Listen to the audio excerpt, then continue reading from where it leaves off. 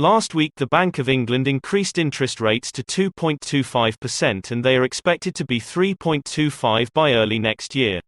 This increase will make the monthly mortgage payments more expensive for first-time buyers, an issue dubbed by some as the property affordability crunch.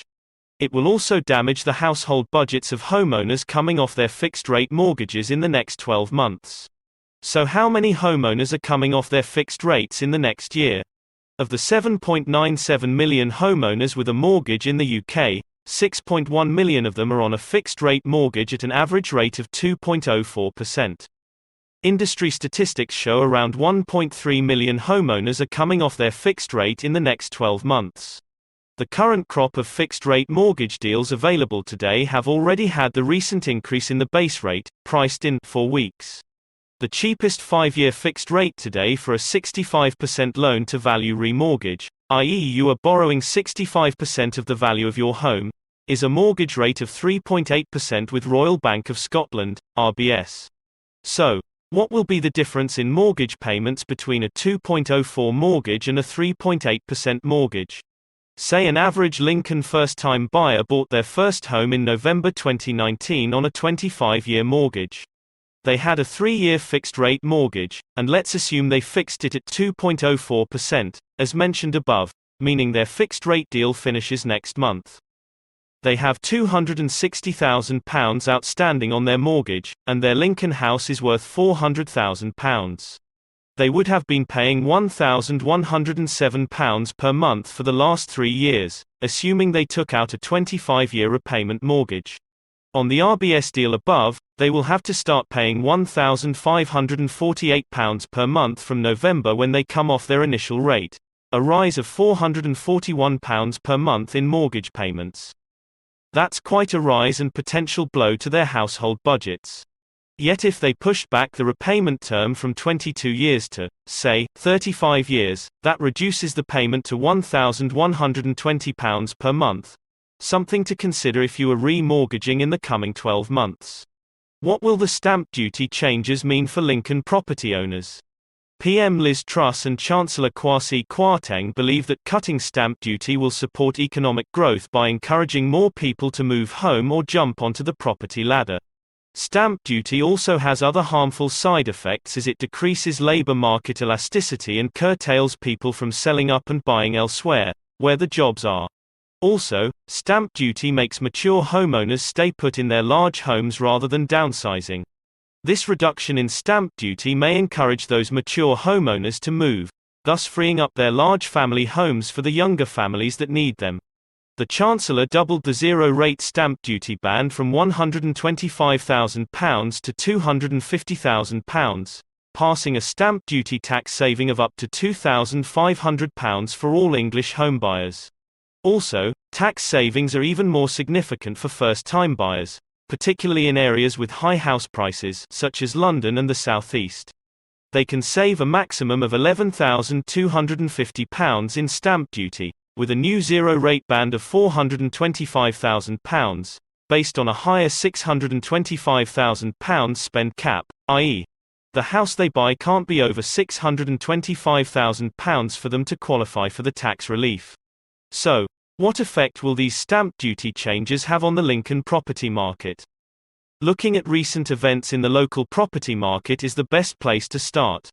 Of the 4,531 transactions in the Lincoln area since June 2021, 3,028 were below £250,000. These would now be tax-free. Unsurprisingly, most housing transactions in Lincoln were below the £250,000 threshold, yet irrespective of that point, it's a saving of up to £2,500 for all future Lincoln homebuyers. Anyone currently buying a house in Lincoln and not yet completed on their purchase, completion is when you have paid the money for your home and collected the keys, will be in line to make this saving. Lincoln landlords purchasing buy-to-let properties will also save money with the stamp duty cut, but they will still be liable for their second home stamp duty levy of 3%. Overall, this is a welcome move to help the Lincoln property market.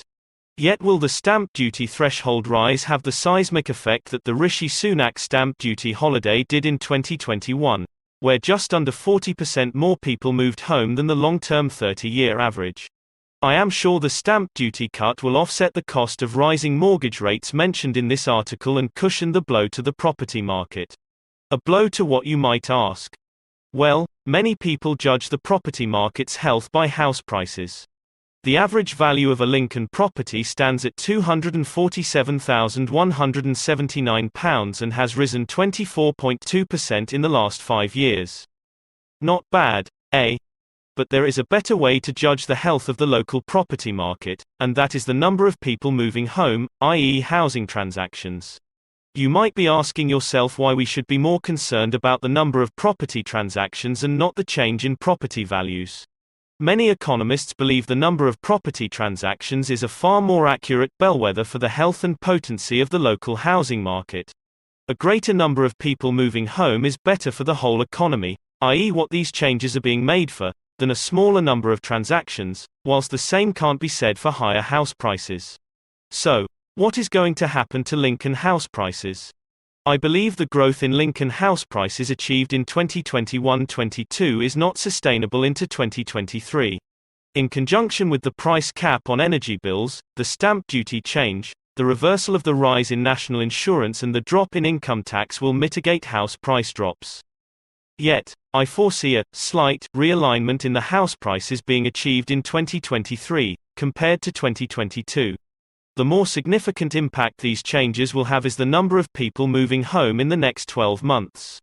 I have been forecasting a 15% to 20% year-on-year drop in Lincoln property transactions in 2023.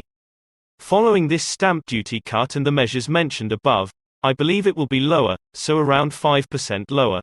To conclude, I predict we will have slightly lower house prices and fewer people moving home in Lincoln, but not anyway a crash that many thought was on the horizon. Before I go though, let me share some thoughts on whether stamp duty is a fair tax. Now, this is almost a topic for a standalone article itself.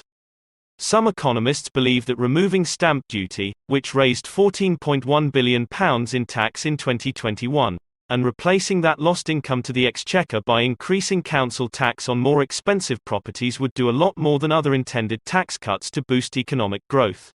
According to some commentators, the way UK government taxes housing is flawed. They suggest instead of taxing an infrequent property transaction particularly harshly, the average stamp duty bill is £10,600. The government should tax living in a house more, especially those who live in the higher-priced properties. So let us see how viable that could be. Even if council tax was frozen for bands A to D, the lower-priced properties, and the uplift between the more expensive council tax bands was doubled on each step between band D and H. So a typical band E property owner would see their council tax rise from £2,473 to £3,628 per year, and a typical band H see a rise of from £3,435 per year to £5,790 per year. Such massive increases in council tax would be political suicide for the wealthy Tory voting homeowners and only raise £5.28 billion. A long way from the £14.1 billion currently raised.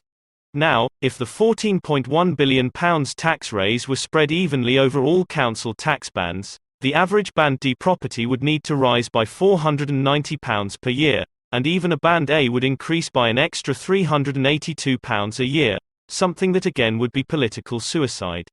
Yes, stamp duty is flawed. It's just every other option has more significant flaws. Anyway, these are just my thoughts.